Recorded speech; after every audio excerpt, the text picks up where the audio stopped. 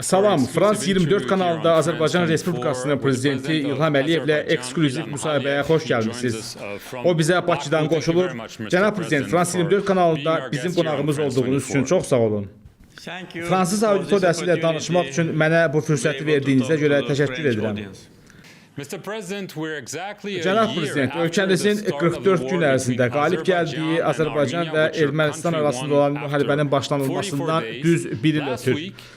Ötən həftə Birləşmiş Millətlər Təşkilatında müharibə bitəndən bəri ilk dəfə hər iki ölkənin, Azərbaycan və Ermənistanın xarici işlər nazirləri görüşdü. Bu, hər iki tərəf arasında dialoqun yenidən başlanması və sülhə ümidin olacağı deməkdirmi?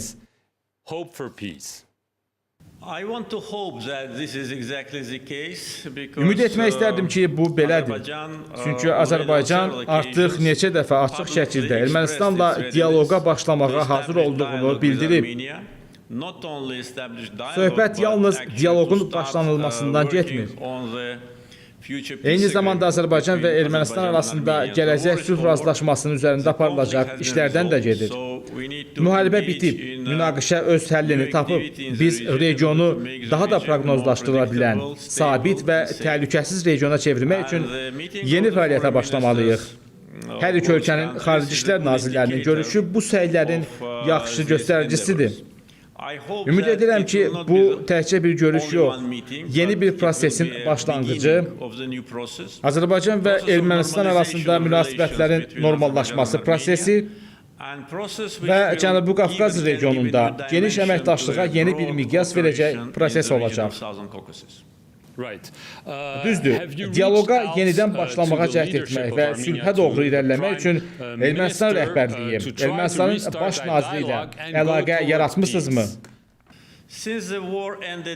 Ötən ilin noyabr ayında müharibə bitəndən bəri bizim bir-birimizi görmək üçün yalnız bir imkanımız olub. Bu, yanvar ayında Rusiya Prezidenti Vladimir Putin tərəfindən Moskvada təşkil olunan üçtərəfli görüş zamanı olub. Görüşün məqsədi müharibədən sonra hadisələrin gedişatını planlaşdırmaq idi. Bizim bir-birimizi görmək üçün başqa imkanımız olmuyor. Yəqin ki, bu pandemiya ilə və ya başqa səbəblərlə əlaqədar olur. Lakin Azərbaycan heç vaxt, hətta müharibə zamanı, hətta işğal zamanı belə istənilən yüksək səviyyəli təmaslara etirazını bildirməyib. Əksinə, hesab edirik ki, bu təmaslar hər iki tərəfdə ola bilən sualları cavablandıra bilər və regionun inkişafı üçün yeni başlanğıc nöqtəsi ola bilər. Bizim mövqeyimiz çox aydındır. Biz münaqişənin həll olunduğunu hesab edirik. Keçmişə qayıdış olmamalıdır. Ermənistanda revanşizm əlamətləri olmamalıdır. Biz gələcək haqqında, sülh haqqında və regionu necə daha da sabit və təhlükəsiz etmə imkanları haqqında danışmalıyıq.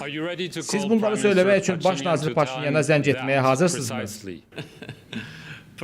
Ola bilsin ki, sizin dediyiniz kimi yox, adətən iki ölkə rəhbəri arasında təmaslar ATƏT-in Minsk qrupu çərçivəsində təşkil olunurdu. Onlar gündəliyi təklif edirdi.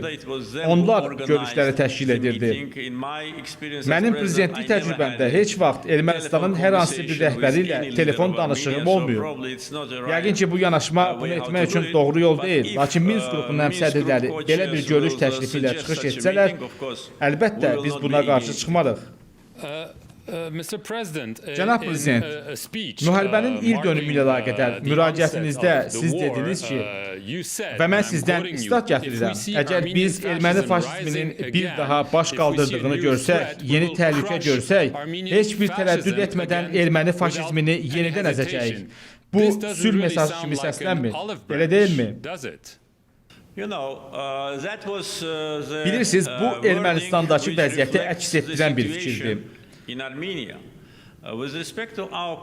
Regionda sülhün bərqərar olunması ilə bağlı bizim mövqeyimizə gəldikdə, Mən bir neçə dəfə açıq bəyanatlar vermişəm və yəqin siz internetə baxsanız onları tapa bilərsiniz. Bunlar xüsusilə sərhədlərin delimitasiyası və demarkasiyası üzərində işə başlamaqdan, Ermənistanla sülh sazişinin üzərində aparılacaq hərtərəfli danışıqlara hazırlaşmağa başlamaqdan ibarətdir. Bütün bunlar xoşməramlı jestlərdir. Yeri gəlmişkən bunların heç birinə Ermənistan rəhbərliyi tərəfindən adekvat cavab verilməyib. Onlar ya bu təkliflərə məhəl qoymur, ya da ki, hazır olmadıqlarını deyirlər. Lakin mənim bəyanatım öz mənşəyini Ermənistanda müşahidə etdiyimiz tendensiyadan götürür. Bu siyasi establishmentin bəzi dairələrində revanşizm tendensiyasıdır. Söhbət yalnız müxalifətdən getmir, iqtidardan da gedir. İntiqam almaq üçün ictimai bəyanatlardan və daha önəmlisi praktiki addımlardan Ermənistanı militarizasiya etmək cəhdlərindən bir məqsəd xatirinə edilən, müharibəyə yenidən başlamaq üçün yeni müasir avadanlıqlarla çıxış əldə etmək cəhdlərindən gedir. Buna görə mənim sözlərim kobud görünə bilər, lakin bu sözlərin əsas məqsədi Ermənistan rəhbərliyi və Ermənistan siyasi establishmentinin istənilən revanşizm əlamətlərinə, xalqımıza, dövlətçiliyimizə və ərazi bütövlüyümüzə qarşı istənilən təhlükəyə cavab veriləcəyi haqqında xəbərdar etməkdən ibarət idi. Onlar bizim necə cavab verdiyimizi bilir və 2-ci Qarabağ müharibəsi onların bizim qarşımızda heç bir şansının olmadığını göstərdi. Biz müharibəyə başlamaq istəmirik. Bu bizə lazım deyil. Danışıqlar aparılan illər ərzində bu bizə heç vaxt lazım olmuyor. Lakin indi hesab edirəm ki, revanşizm səylərindən vaz keçmək və gələcəyə doğru baxmaq üçün onlara xəbərdarlıq etmək vaxtıdır. Burada bir məsələ var. Siz hesab edirsinizmi ki, bütün əraziləri geri qaytarmısınız? Əvvəllər sizin bəyanatlarınız olub ki, Ermənistanın paytaxtı İrəvan qədim Azərbaycan torpağıdır. Bəli, siz ötən il torpaqları geri qaytardınız. Ancaq yenə də müəyyən suallar var. Ermənistanın özünün hesab etdiyi ərazilərlə bağlı hər hansı bir iddianız varmı? Xeyr, mənim bəyanatlarımda siz heç vaxt ərazi iddialarının əlamətlərini tapa bilməzsiniz. Mənim nəzərdə tutduğum tarixi həqiqətdir. Bu bir tarixi faktdır ki, 1920-ci ildə Sovet hakimiyyəti Azərbaycanın ayrılmaz hissəsi olan Zəngəzuru qopararaq onun Ermənistana birləşdirilməsi ilə bağlı qərar qəbul edib və bu qərar icra olunub. Bu hadisə 1920-ci ildə baş verib. 101 il bundan əvvəl. Tarixi torpaqlarımız haqqında danışarkən mən ərazi iddialarından bəhs etmirdim. Siz mənim heç bir çıxışımda buna rast gələ bilmərsiniz. Bununla yanaşı, hər bir ölkə kimi biz də tariximizi bilməli. Gənc nəsil qədim tariximizi bilməli. Keçmişdə hansı ərazilərdə yaşadığımızdan xəbərdar olmalı və oralara necə qayıtmalı olduğunu bilməlidir. Əminəm ki, biz oralara qayıdacağıq. Mən artıq bunu demişdim ki, biz ora tanklarla deyil, piyada, avtomaşın və təyyarələrlə gedəcəyik. Vəziyyət normallaşandan sonra sülh müqaviləsinə nail olunacaqsa, niyə də biz geri qayıtmayaq? Bu bizim legitim hüququmuzdur. Lakin sualınıza cavab verərkən tamaşaçılarınızın diqqətini bir məsələyə cəlb etmək istəyirəm ki, Ermənistanın Azərbaycana qarşı ərazi iddiaları var. Onlar hələ də iddia edirlər ki, dırnaqarası Dağlıq Qarabağ bizə məxsus deyil. Onlar hələ də iddia edirlər ki, o ya Ermənistana məxsusdur, ya da ki, dırnaqarası müstəqil bir qurumdur. Azərbaycanın siyasi və coğrafi xəritəsində Dağlıq Qarabağ adlı vahid yoxdur. Belə bir qurum mövcud deyil. Beləliklə, Ermənistan ilk növbədə Azərbaycana qarşı istənilən ərazi iddiasını geri götürməli və özünü yaxşı aparmalıdır. Biz isə adekvat münasibət göstərəcəyik. Siz Qarabağa muxtariyyət verməyə hazırsınız. Minsk qrupunun üzvü Amerika Birləşmiş Ştatları hələ də bəyan edir ki, Qarabağ məsələsi öz həllini tapmayıb. Siz bəyan edirsiniz ki, məsələ həllini tapıb və Qarabağ sizə məxsusdur. Lakin illər ərzində bu münaqişədə vasitəçilik edən bir sıra ölkələr iddia edir ki, məsələ həll edilməyib. Mənim məsələnin həll edilmədiyini deyən həmin ölkələrə tövsiyəm odur ki, öz ərazilərində erməniləri yerləşdirmək və öz ərazilərində ikinci Ermənistan dövləti yaratmaq üzərində düşünsünlər. Niyə onlar hesab edirlər ki, hər hansı hüquqi, siyasi və tarixi əsaslar olmadan Azərbaycan ərazisində ikinci erməni dövləti yaradılmalıdır? Mən deyəndə ki, münaqişə həllini tapıb, bu mənim mövqeyimdir. Mən bu mövqeyi müdafiə edirəm. Mövcud reallıq onu nümayiş etdirir ki, bu düzgün mövqedir. Münaqişənin həll olunmaması ilə bağlı istənilən bəyanat yersiz olmaqla yanaşı təhlükəlidir. Münaqişə həll edilməyib deyənlər göstərsinlər ki, o necə həll olunmalıdır. Dağlıq Qarabağ dedikdə, onlar nəyi nəzərdə tutur? Hansı sərhədlər çərçivəsində, hansı ərazidə, hansı formada? Həmin sualları cavablandırmaq üçün eyham belə yoxdur. Bu səbəbdən münaqişənin həll edilmədiyini söyləmək qeyri-səmərəli və təhlükəlidir. Bu o deməkdir ki, onu həll etmək üçün düşmənçilik xarakterli digər hərəkətlərə ehtiyac var. Sizin muxtariyyətlə bağlı sualınıza gəldikdə, Minsk qrupunun həmsədrləri 28 il sürən mənasız danışıqlarda Azərbaycanın mövqeyindən çox yaxşı xəbərdardırlar. Biz Azərbaycanda yaşayan ermənilərə müəyyən səviyyədə özünü idarə etmə təqdim etməyə hazır idik.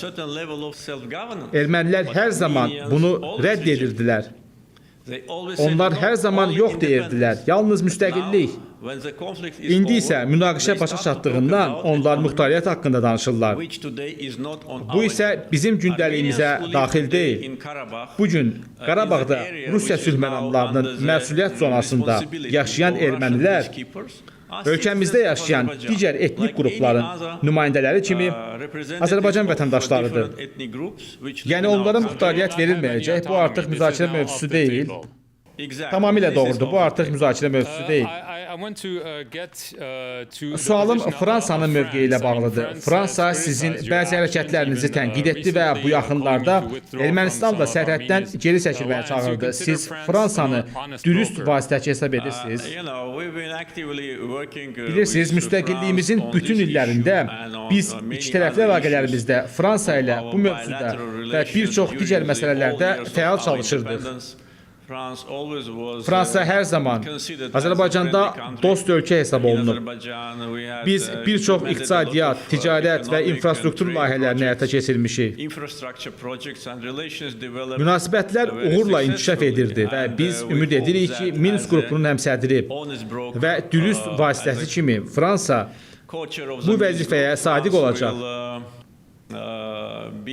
Fransa Minsk qrupunun həmsədri olmasaydı, əlbəttə, onun istənilən ölkə ilə münasibət qurması öz işi olardı.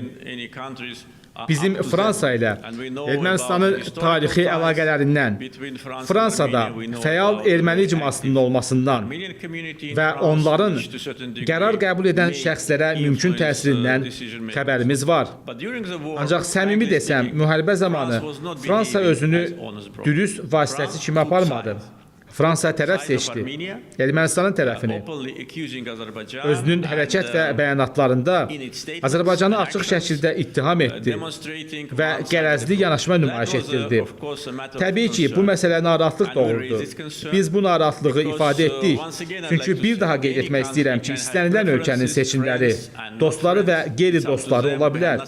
Bu onların öz işidir və burada biz heç nə deyə bilmərik. Lakin bir ölkə vasitəçi olması ilə bağlı ATƏT-in mandatına sahibdirsə, bu halda ölkə bitərəf olmalıdır. Müharibə zamanı və ondan dərhal sonra baş verənlərə qayıtmaq istəmirəm. Biz Parisdən gələcək münasibətlərimizlə bağlı müsbət siqnalları aldıq və onlara müsbət cavab verdik. Müxtəlif səviyyələrdə, o cümlədən bu yaxınlarda iki ölkənin xarici işlər nazirləri arasında təmaslar olmuşdu. Azərbaycan hər zaman əməkdaşlığı açıq olub. Fransa dünyada aparıcı dövlətlərdən biridir və biz normal münasibətlərin olmasını istəyirik. Hesab edirəm ki, müharibənin başlanmasından bir ilin keçməsinə baxmayaraq, regionda nəyə nail olmaq istədiyimizə gəldikdə, çox realist yanaşmanın tətbiq edilməsi müharibəsi vaxtı yetişib. Əminəm ki, Fransa regionda sülhü, sabitliyi, təhlükəsizliyi arzulayır. Biz də bunu istəyirik. Ümid olunur ki, Ermənistan da istəyir.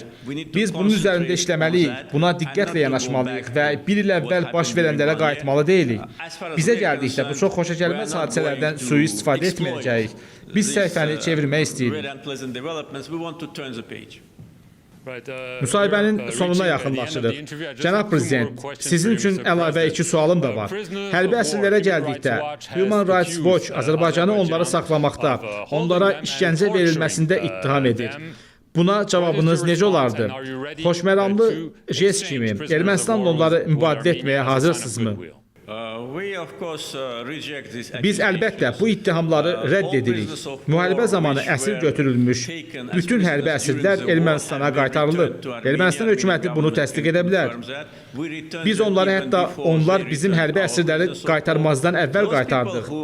Qeyri-hökumət təşkilatlarının istinad etdiyi həmin şəxslərə gəldikdə, onlar müharibə başa çatdıqdan və noyabr bəyannaməsi imzalandıqdan 2 həftə sonra Ermənistanın hərbi komandirləri tərəfindən bizim mövqelərə doğru göndərilmişdilər və beləliklə 4 Azərbaycanlı hərbiçini qətlə yetirərək cinayət törətmişlər. Onlar zərərsizləşdirildi və həbs olundular. Cinayətdə iştirak olmayanların çoxu artıq qaytarılıb. Cinayət törədənlərə isə məhkəmələr tərəfindən cəza müəyyən edilib. Ermənistan isə iddia edir ki, siz hələ də hərbi əsirləri saxlayırsınız və həqiqəti söyləmirsiniz. Xeyr, həmin saxlanılmış şəxslər sinifləşdirməyə, bütün beynəlxalq konvensiyalara uyğun olaraq hərbi əsir hesab edilə bilməz. Hərbi əsirlər müharibə zamanı əsirliyə düşmüş insanlar hesab edilir. Noyabrın 10-da müharibə dayandırıldı. Dekabrın əvvəlində biz azad etdiyimiz ərazidə erməni təxribat dəstəsinin 62 üzvünü aşkar etdik. Onlar əraziyə noyabrın 26-sında göndərilmişdi. Yəni müharibə bitdikdən 16 gün sonra onlar hərbi əsir hesab edilə bilməz və biz onların çoxunu xoşməramlı jest kimi artıq qaytarmışıq. Lakin burada qalıb cəzasını çəkən şəxslər cinayət törədib və onlar ədalət mühakiməsi qarşısında cavab verməlidirlər. Və bu belə də oldu. Cənab Prezident, sonuncu sual. Sərhədsiz Reportyorlar Təşkilatı sizə müraciət edərək Azərbaycan bloqeri Məhəmməd Mirzəliyə qarşı hədələrə və zorakılığa son qoymağa çağırıb. O, Fransada qaçqın kimi yaşayır. Mart ayında burada ona şiddətli hücum edilib, bıçaq xəsarəti alıb. Sualım belədir. Sərhədsiz Reportyorlar Təşkilatının rəyinə görə siz həmin şəxsləri susturmaq məqsədi ilə xaricə insanlar göndərirsiniz. İlk öncə deyim ki, biz sərhədsiz reportyorlar kimi qeyri-hökumət təşkilatı ilə uzun illər əvvəl hər hansı ünsiyyəti dayandırmışıq. Bu bəlkə də 15 il əvvəl baş verib və bu onların Azərbaycanla bağlı çox qərəzli və ədalətsiz mövqeyi ilə bağlıdır. Bu səbəbdən onların hesabatı mənim üçün və Azərbaycan xalqı üçün heç bir əhəmiyyət daşımır. Avropada, o cümlədən Fransada yüzlərlə insan yaşayır və onların Azərbaycanda gördüyümüz işlər xoşlarına gəlmir. Onlar Fransada, başqa ölkələrdə yaşayırlar və heç kəs onlara toxunmur. Əgər sizin ölkədə yaşayan insanla bağlı hadisə baş verirsə, bunun araşdırılması məhz sizin ölkənizin hüquq mühafizə orqanlarının işidir. Azərbaycanı bu məsələdə günahlandırmaq qeyri-hökumət təşkilatının işi deyil. Sizin istintaqçıların bıçaqla xəsarət yetirmə halı ilə bağlı kifayət qədər sübutları varmı? Siz həmin şəxslə hər hansı əlaqənin olduğunu rədd edirsiniz? Tamamilə belədir. 100% rədd edirəm. Hər hansı sübut, araşdırma olmadan və kimin hansı cinayəti törətdiyini müəyyən etmədən bütün ittihamlar tamamilə əsassızdır və qərəzlidir. Prezident İlham Əliyev, Fransa 24 kanalına müsahibə verdiyinizə və kanalımızı seyr etdiyinizə görə sizə təşəkkürümü bildirmək istəyirəm. Dəvətinizə görə minnətdaram. Sağ olun.